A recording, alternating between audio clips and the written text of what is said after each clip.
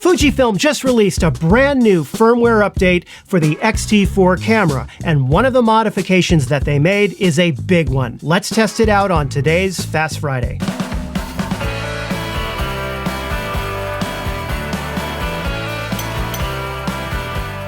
Hi everyone and welcome to Pal to Tech. Today we're talking about the brand new Fujifilm firmware update version 1.20 for the X-T4 camera.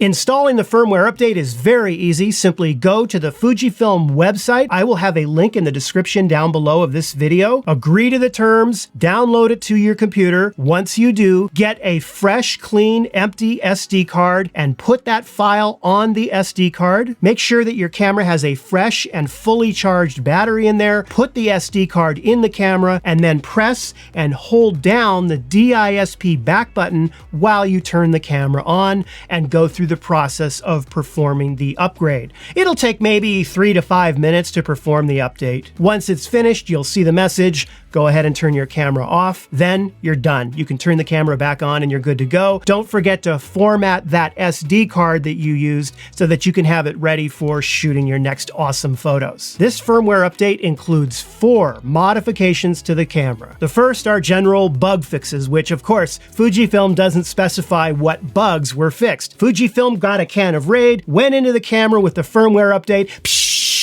and got rid of some bugs. That's all I know, okay? Now, the second feature added with this firmware update is an improvement of shutter speed setting for TTL slow sync flash shooting in both program and automatic mode. If you are in P or A mode, then according to Fuji, the slowest shutter speed can now be slower than 1/8 of a second for shooting a scene where you might need that long exposure. If your shutter speed is set to auto, then your shutter speed becomes a maximum of 4 seconds in P mode and 30 seconds in A mode. Now, the third feature added is kind of a minor one, unless you need to know the IP address of the camera in a network situation. I honestly don't think this is going to affect a lot of you, but if for whatever reason you need to know the IP address of the camera, well, you can now see it using this firmware update. I care so little about this feature that I didn't even bother to check it, verify it, test it. I'm just going to take Fuji's word for it. Okay, I can now see the IP address. Whoopee!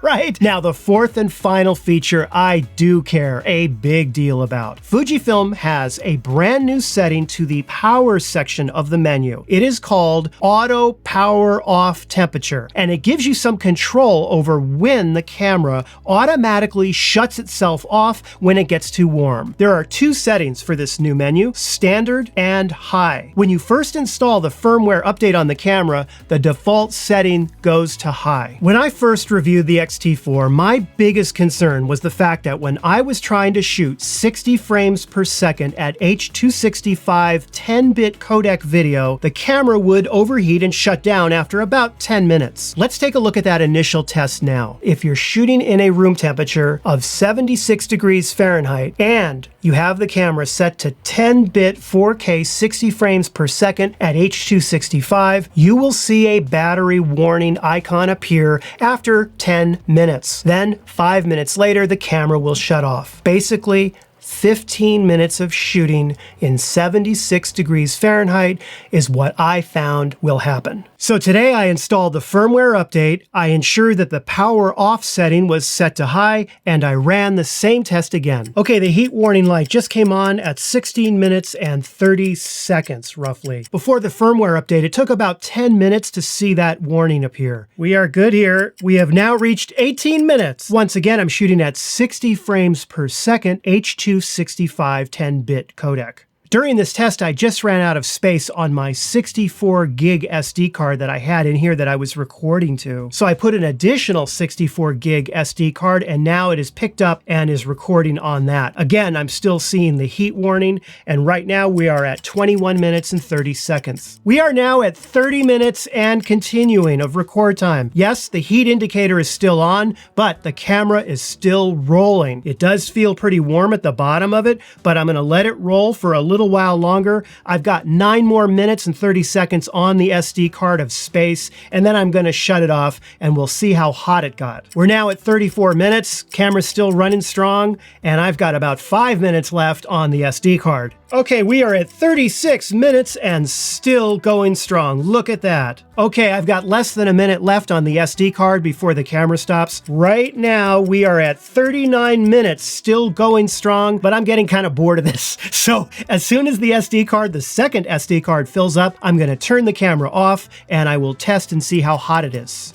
And that's it. Camera's finished. It filled up both SD cards. So let's see how hot the camera got. It never shut down. And the entire time it was on, 40 minutes, it reached the 40-minute mark.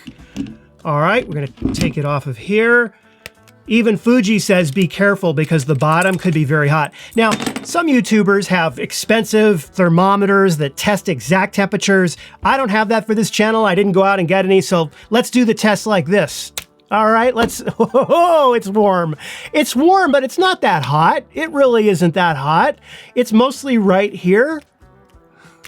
This is fine. The camera gave me double, at least double the record time of what it did the first time I tested it around. And it was still going. The only reason that I shut it down was because I ran out of SD card space. I filled 2 64 gig SD cards. So based on the results of my rather informal tests, I can tell you that Fujifilm has basically at least doubled the length of time before the camera will automatically shut itself off due to overheating issues when shooting at 60 frames per second, 10-bit video. And as I said in my prior video, that was the biggest concern I had about the X-T4. Well, I'm happy to say it's no longer a concern. Well done, Fujifilm. And if somebody wants to test ultimately how long this can go before the camera conks out, have at it. Well, thank you so much for watching. I hope you found the video helpful. And if you did, be sure to give it the like and subscribe. Have a wonderful weekend.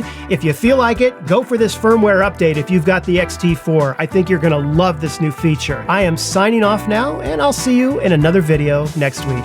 Take care.